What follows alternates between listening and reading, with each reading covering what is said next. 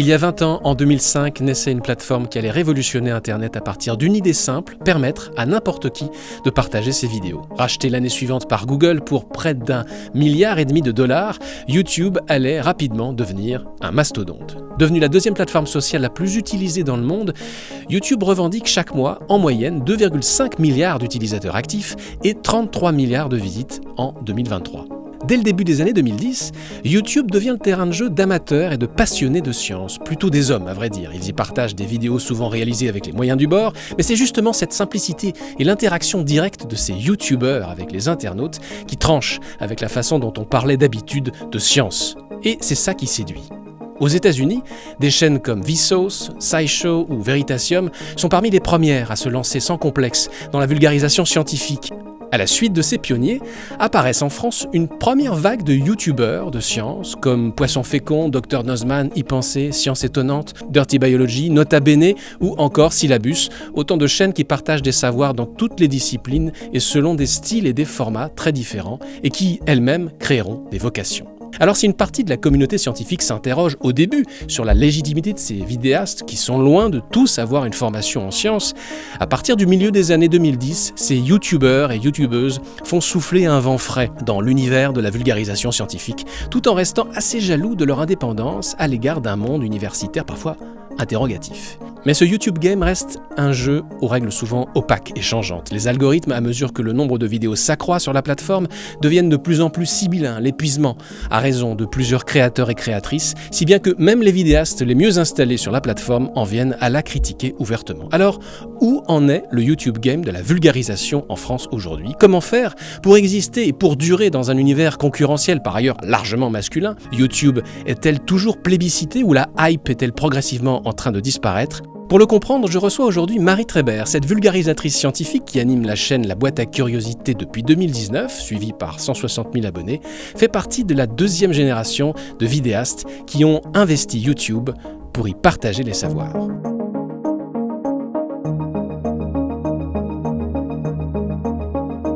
Bonjour Marie. Bonjour Mathieu. Merci beaucoup d'être là. Avec plaisir. C'est toujours un régal de recevoir des gens qui savent et qui aiment partager les sciences ici à Grand Labo. Et je voudrais qu'on se plonge au début. On est en 2019. Qu'est-ce que fait Marie Trébert ? Qu'est-ce qui lui donne envie ? Qu'est-ce qui te donne envie de te lancer dans ce YouTube Game ? Et en 2019, Marie, elle n'était pas du tout dans la vidéo. Ouais. En fait, moi, je viens d'un milieu artistique. J'ai fait un parcours de métier d'art. Je faisais de l'artisanat parce que j'étais très passionnée de sciences depuis que j'étais petite. Mais l'école a eu raison de moi. Dans les matières scientifiques, ça ne suivait pas du tout. Dans les mathématiques, la physique, la chimie, la SVT, je n'y arrivais pas. Donc, je me suis dit, je suis quand même sincèrement passionnée de sciences. J'ai une curiosité scientifique sincère. Je vais essayer d'intégrer les sciences par la porte de l'artisanat. Donc, j'ai fait une école d'art à Paris qui s'appelle Olivier de Serres. Je fais 5 ans là-bas de diplôme pour essayer de tendre vers de la muséologie. Donc, j'ai fait 2 stages au Muséum national d'histoire de Paris, dans des ateliers de sculpture, de moulage, parce qu'en fait, il y a plein de petites mains dans les muséums d'histoire naturelle. Et du coup, je me suis dit, comme ça, je pourrais pallier un peu ma passion à la fois de bricoler des choses, les activités manuelles, et de faire des sciences. Et en 2019, j'en étais là. À vouloir faire ce métier. Et à la fois, j'aimais toujours bien filmer un petit peu ce que je faisais pendant mes stages, le raconter à mes proches. Et petit à petit, je me suis dit, ce serait sympa de lancer une chaîne YouTube à ce sujet-là. Alors pourquoi YouTube et pas un podcast ou pas un blog ou qu'est-ce qui t'a donné envie de t'investir dans cette plateforme-là ? Parce que justement, c'était une plateforme sur laquelle je consommais justement du contenu comme ça allait d'Axolotl de Patrick Beau, Syllabus de Viviane. C'était du contenu qui m'était familier et que j'aimais consommer.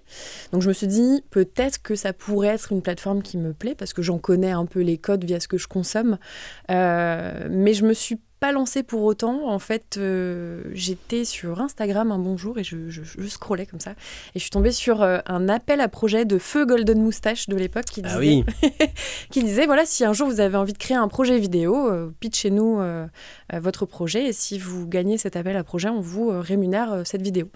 Et je sais pas pourquoi, je me suis dit, bon, je vais pitcher un premier épisode de la boîte à curiosité. Et ça a marché, en fait. Et en fait, j'ai gagné cet appel après, mais contre toute attente, je me suis dit, mais qu'est-ce qui se la passe ? bonne surprise. Non, vraiment n'importe quoi. Je me suis dit, bon, c'était un épisode un peu façon court-métrage, parce qu'aujourd'hui, on connaît le nom, la boîte à curiosité, mais on connaît pas trop son origine. Donc, en fait, j'avais une idée de cette boîte qui représente la curiosité scientifique, et quand on l'ouvre, il se passe des choses, on a envie de découvrir des choses.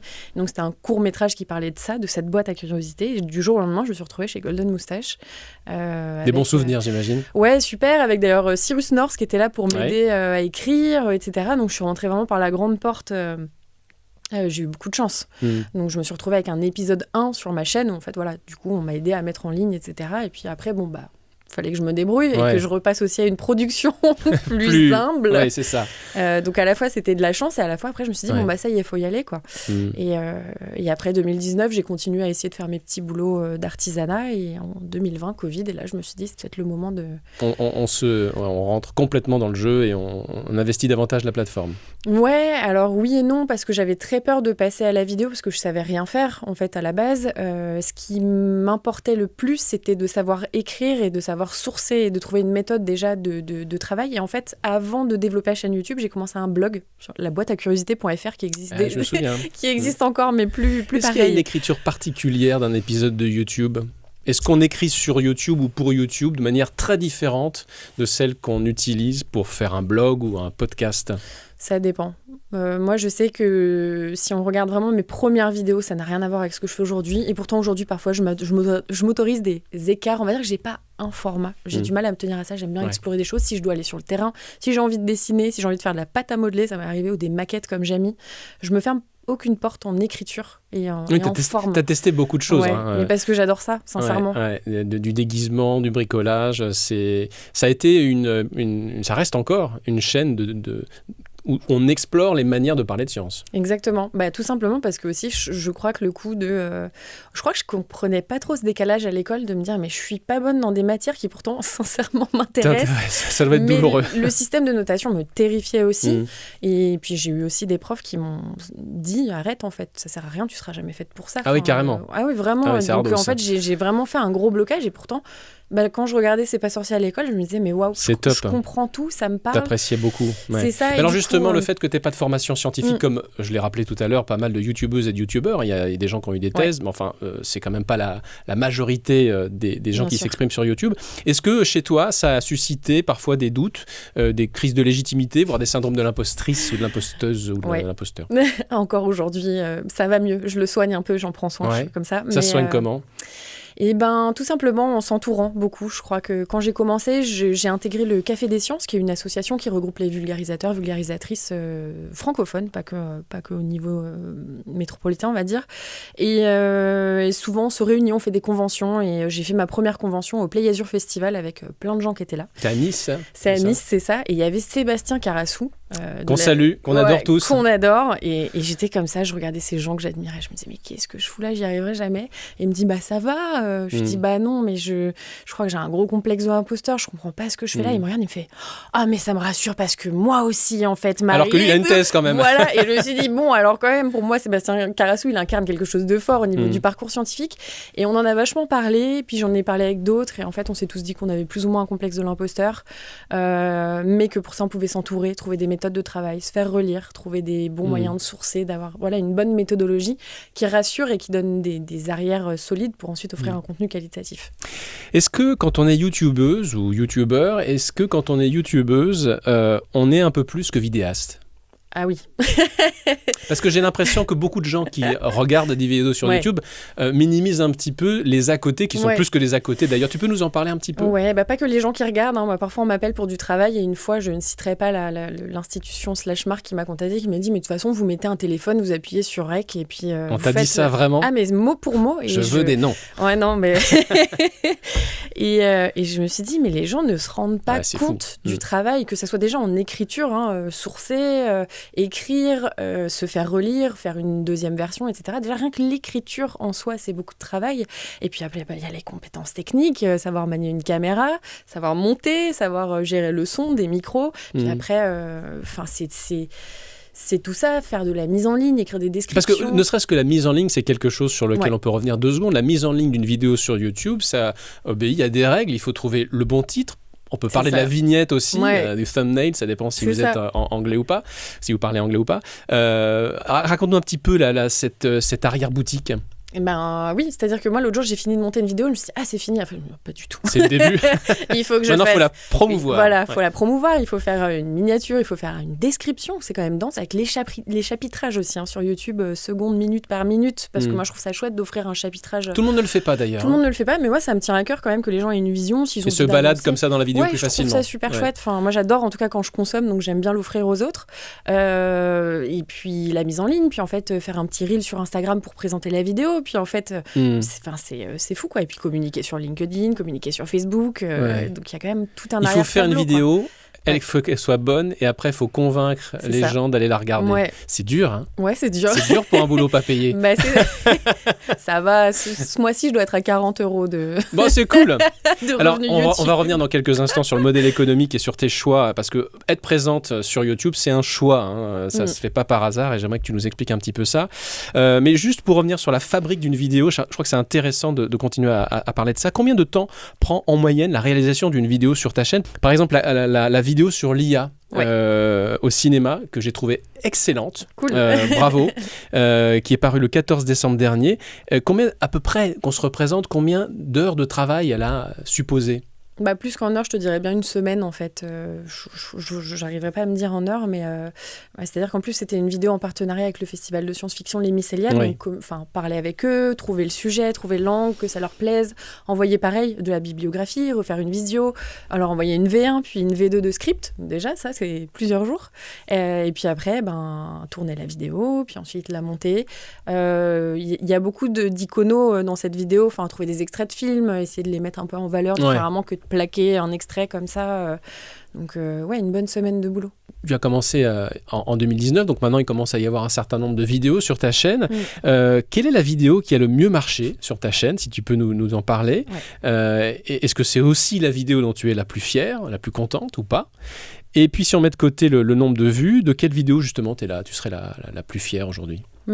Alors, celle qui a le plus, si vraiment on s'arrête aux statistiques, celle qui a le mieux marché, c'est la vidéo que j'avais pu faire l'année dernière, il y a un peu plus d'un an, sur les attaques d'orques à Gibraltar. C'était vraiment une actu brûlante. J'avais été assez effarée de l'appropriation par plein de médias de ce comportement. Fallacieuse. Voilà, oh là là, ces orques attaquent des bateaux, ces orques vengeresses, ces orques tueuses, etc. Je me suis dit, mais attends, où est-ce qu'on en est ? Et en fait, je me suis rendu compte qu'il n'y avait aucune publi scientifique, aucun communiqué, et que du coup, c'était du putaclic. Et j'avais envie de remettre du contexte là-dessus, parce que porter des accusations aux animaux, mine de rien, après, eux, ça leur coûte cher aussi derrière. Ça génère des peurs chez les gens. Et du coup, j'avais très envie vite de rebondir là-dessus, mais je pensais pas que ça aurait un tel retentissement. J'ai parlé aussi beaucoup d'esprit critique, de se questionner sur ce qu'on consomme aussi, notamment dans les médias. Et en fait, ça a fait réagir beaucoup de gens, pas forcément que en bien non plus. J'ai eu des commentaires hallucinant, une balle dans la tête de cet orque, ça sera fini, c'est nul ce que tu dis. Mais ça, j'imagine que ce sont des commentaires minoritaires par rapport à, rassure-moi, par rapport à l'afflux des commentaires que tu reçois sous une vidéo comme celle-ci. Ça, c'est un pouillème de... non ? Pas tant, franchement, je dirais bien la moitié en fait, parce que c'est des vidéos qui justement sont beaucoup plus poussées par l'algorithme parce qu'elles sortent de ma communauté et donc ça attire des gens. Donc elles rencontrent des gens que tu n'avais pas forcément envie, à qui tu parlais pas forcément. Puis des gens qui sont pas du tout pro biodiversité ou défense animale et qui du coup... C'est facile à gérer, ça, ces commentaires haineux qu'on peut parfois recevoir dans l'espace commentaire sous la vidéo. C'est horrible. Très sincèrement, je vais pas y aller par quatre chemins. Quand j'ai commencé ma chaîne, je trouvais ça super chouette parce que j'avais une toute petite communauté qui était très adorable avec moi, qui me motivait à faire des choses, qui appréciait mon contenu. Et puis forcément, plus on grandit, plus on touche d'autres publics, etc. Et je me souviens de Patrick Beau qui m'avait dit « Marie, tu réponds sous chacun de tes commentaires sous tes vidéos, arrête !» Et je lui ai dit « Mais non, ça me tient trop à cœur d'être proche des gens, je trouve ça super. » Il m'a dit « Non, tu pourras pas toujours faire ça. » Et en fait, il avait raison. Il m'a dit « Moi, je peux plus regarder mes commentaires. J'ai des modérateurs. Aujourd'hui, moi, j'ai pas de modérateur, mais je regarde plus trop mes commentaires parce que c'est trop dur. Il doit bien y avoir quand même de temps en temps des gens qui te Bien disent sûr. continue, vas-y, go. Bien sûr. Et j'ai même des gens qui arrivent à traverser la plateforme pour m'envoyer des petits mails et des mots plus directs et de manière plus intime, j'ai envie de dire, sans attendre de retour, en me disant voilà, je te suis depuis 5 ans, ça me fait du bien. Mon enfant, regarde ce que tu fais, ça nous fait plaisir. Donc il y a des gens qui sont super bienveillants et heureusement, parce que sinon ça serait dur mentalement quand même. Il y a quelques youtubeuses de science aujourd'hui, Viviane de Syllabus, Valentine de Sciences du Comptoir, Charlie Bello. Danger, Léa Bello, Manon qu'on voit Bril. un peu moins Léa Bello, parce qu'elle est très prise avec le monde, mais bon, Tout à fait. salut Léa, qui j'ai pas cité, Manon également, qui essaye de faire du spectacle, on y reviendra avec elle peut-être dans Grand Labo. C'est quand même un milieu qui reste très masculin, j'ai l'impression. Est-ce que ça pose problème ? Est-ce que c'est difficile ? Est-ce qu'il y a des choses à gérer en plus quand on est une femme et qu'on fait des vidéos diffusées sur YouTube ? Une femme qui parle de science, c'est triste ce que je vais dire, mais ça fait partie des commentaires que j'ai souvent, même dans Scope. C'est vrai ? Oui. Vraiment, c'est qu'est-ce qu'elle fait là, pourquoi elle parle de ça, en plus, machin, enfin, c'est tout le temps, c'est du non-stop. YouTube, c'est quand même la plateforme où j'ai la plus grosse audience masculine aussi. Je pense qu'il y a beaucoup d'hommes qui consomment du YouTube. Mais on a quand même des créatrices incroyables, on est très soudés. Tout ensemble. Et vous ça, arrivez à vous parler un petit peu entre vous ? Ça, moi, c'est indispensable. En fait, il y a une sororité incroyable dans ce milieu qui m'a fait tenir le choc parfois quand il y avait des commentaires difficiles. On s'en parle, en fait, on se voit des messages, on a des groupes et ça fait tenir le coup. Et puis, des collègues masculins qui sont là aussi pour nous aider, en parler, heureusement. Comment est-ce que tu choisis tes sujets et est-ce qu'il y a des sujets plus YouTube compatibles que d'autres ? Alors là, pareil, j'ai du mal à me cantonner à une façon de faire. Donc ça peut être très bien, comme les orques de l'actu chaude. Je me dis, bon, là, il s'est passé ça. Un ours a été tué dans les Pyrénées, quelque chose où, voilà, il se passe quelque chose. Il y a une actualité, il faut réagir, remettre du contexte dedans. Sinon, c'est de la veille de papier. Je regarde les articles qui sortent, ceux qui font du bruit plus que d'autres, etc. Ou sinon, j'aime bien les idées reçues sur les animaux aussi. Ouais. Des animaux phares comme le wombat. Oui, qui est un peu ta mascotte aussi. Voilà, exactement. J'aime bien vraiment dire, bon, ok, on aime bien rigoler de ça, mais qu'en est-il de la réalité scientifique ? J'aime beaucoup remettre un contexte scientifique. Ok, on a ça comme public, mais c'est tout en fait. Le reste, est-ce que c'est pas un peu des divagations parce que c'est rigolo ? Ça, j'aime beaucoup. Ton activité de vulgarisatrice scientifique ne se limite pas à YouTube. Tu es présente sur d'autres médias sociaux, tu écris pour d'autres créateurs et tu animes de nombreux événements scientifiques. Quelle place a pris ton activité sur YouTube jusqu'à présent ? Quelle place entends-tu lui donner dans le futur ? Est-ce que tu as le souhait finalement d'être un jour full-time sur YouTube ? J'aimerais beaucoup. Mais bon, aujourd'hui, YouTube, c'est une toute petite partie de mon travail. C'est 10% de mon travail, même pas. Parce que c'est pas rémunérateur, parce que c'est une plateforme qui... Comme je disais, j'ai gagné 40 € ce mois-ci sur YouTube. C'est super, mais bon, ça va amortir ma caméra, mon matos, mais c'est pas rémunérateur directement. Donc là, par exemple, la vidéo sur l'intelligence artificielle, j'ai mis en place une collaboration et je touche une rémunération de la part du Festival des Mycéliades. Et ça, c'est le top qui puisse m'arriver. C'est éthique, tout le monde est content. Moi, ça m'offre du temps de rémunération. Ce que je préfère au monde, c'est faire des vidéos. J'adore ça. Maintenant, c'est...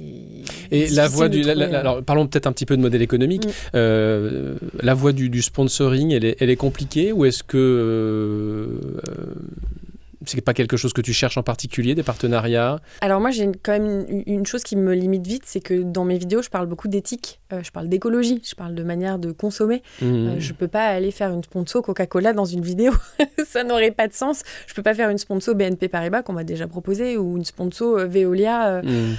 Je peux pas tout me permettre, ça serait incohérent avec le propos qui me tient à cœur. Donc en fait, aujourd'hui, collaborer avec des marques, sauf si ça vient d'institutions, j'avais fait une super collaboration avec l'IRD, là les Mycéliades, le Café des Sciences, l'Université de Reims, des institutions qui sont prêtes à me donner des sous. Là, je vais collaborer avec Cédric Sueur, c'est un éthologue qui travaille sur les primates, qui réussit à dégager une enveloppe depuis son labo pour de la vulgarisation via ma chaîne. Ça, c'est le must pour moi. Mais le sponsoring à proprement parler, C'est très compliqué. C'est très compliqué et peu éthique à mes yeux. En tout cas, aujourd'hui, il n'y a pas vraiment de choses très éthiques qui puissent... Donc, il reste le financement participatif. Tout le monde galère à avoir des sous via Tipeee. En plus, toi, tu faisais partie des gens qui étaient sur Utip, je crois, qui est une plateforme de financement participatif qui a fermé du jour au lendemain, de manière très violente, sans permettre de faire la jonction. Et je crois qu'à part Stupide Économique, c'est quelques-uns qui se sont à peu près rattrapés sur des plateformes comme KissKissBankBank. Dans l'ensemble, tout le monde a pris une veste. Complètement. Moi, je compte même plus dessus. Alors, je relance parfois, mais j'ai l'impression que ça fait même plus partie des codes. Il y a quelque chose qui a changé. Les gens n'ont même plus l'habitude de faire ça, alors qu'avant, quand je suis arrivée il y a 5 ans, c'était beaucoup plus normal de participer à ça. Aujourd'hui, je reçois plus de type du tout. Mais alors du coup, parce que je pense, c'est une question que je te pose, et je te la pose de manière d'autant plus transparente que c'est une question que je me pose aussi, et je pense qu'on est beaucoup à s'interroger là-dessus. Est-ce que ça vaut encore le coup d'être sur YouTube ? Parce que finalement, si on résume, si on prend un peu du recul sur tout ça, c'est produire des contenus de qualité qui prennent du temps, en s'exposant parfois à de la vindicte populaire, des commentaires haineux, pour des productions sur lesquelles il faut passer du temps, en plus, gratuitement, je dirais, pour les valoriser, ces vidéos, avec peu de sponsoring à la carte et un système de financement participatif qui fonctionne plus trop bien. Comment est-ce qu'on peut éviter le burn-out dans ces conditions ? On l'évite peu. Alors moi, ce que j'essaie de comprendre, c'est quel est le moteur qu'il y a derrière. Parce qu'il y a encore des gens sur... Alors, il y a 2 catégories de public. Il y a des gens qui sont sur YouTube et qui font des vidéos de temps en temps parce que c'est des amateurs et ils ne cherchent pas à en vivre, donc tout va très bien. Et puis il y en a d'autres, peut-être dont tu fais partie, qui, comme tu le disais à l'instant, envisagent d'en vivre un jour. Qu'est-ce qu'il faut faire, quoi ?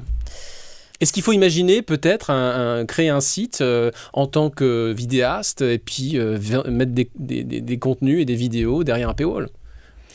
Moi aujourd'hui, YouTube, ça reste mon cocon d'expression libre. C'est pour ça aussi que je ne fais pas de sponsoring, c'est que je veux que ça reste l'endroit où je puisse m'exprimer librement, même si je sais que souvent ça va flopper ou que... Mais je peux y tester plein de choses. J'ai fait des maquettes, j'ai fait des dessins. Là, j'ai sorti un peu ce que j'estime être un peu mon premier film documentaire après un voyage en Équateur dans une réserve écologique où j'ai morflé parce que j'ai vu de mes yeux vus la déforestation sur place et ça a été très violent pour moi. Donc ça reste une plateforme qui me permet de faire ce que je veux de manière assez libre. Maintenant, je me détache du nombre de vues et des sous que ça rapporte. Mais voilà, j'ai envie que ça reste mon petit cocon d'expression. Ça reste aussi une vitrine. Oui, bien sûr. Quand on m'appelle, j'avais collaboré avec l'université de Reims-Champagne-Ardenne, me dit on a aimé cette vidéo. Et souvent, en fait, j'ai du travail comme ça. On me dit j'ai bien aimé cette vidéo ou ce ton-là que tu as abordé ou quand tu es parti voir cette expédition. Cet été, je suis partie avec Tara Océan sur la Goélette. Ils avaient vu un peu que je savais faire du terrain et ça m'a amené ces opportunités-là. Donc c'est un formidable outil de visibilité. C'est ça. Mais après, en tant que plateforme rémunératrice, c'est zéro. Et même ça me coûte au final parce que c'est du temps que j'investis pas sur d'autres missions qui pourraient me rémunérer. Mais ça me permet aussi de tester de nouvelles écritures, de me dire là j'ai sorti une vidéo en Équateur, c'est complètement bizarre, c'est complètement hybride, mais ça me faisait plaisir de tester ça comme ça. J'ai eu des super retours, je sais que ça m'a donné confiance. Mais voilà. Alors, il y a quelques mois, je reviens sur l'état de YouTube aujourd'hui. Il y a quelques mois, certains vidéastes de renom ont quitté YouTube, ont déclaré qu'ils quittaient YouTube ou bien ont déclaré qu'ils mettaient en pause leur chaîne de manière durable. Ce mouvement a aussi touché de nombreux vidéastes de science, notamment sur le YouTube UK et US, avec des vidéastes influents comme Tom Scott, qui faisait ça depuis 10 ans quand même, ou MatPat de Game Theorist, pour ceux qui connaissent. L'une des causes invoquées par les créateurs est leur épuisement à publier sans cesse de nouvelles vidéos pour surnager dans un univers très concurrentiel. Comment est-ce que tu as réagi, toi, en apprenant ces décisions et puis toi-même, comment tu fais pour peut-être éviter le risque de burn-out ? C'est compliqué. Moi, c'est des choses qui ne me surprennent pas parce que je les vis et je ne suis pas la seule à le vivre. Tout le monde, en vérité. C'est ce que je trouve regrettable et en même temps...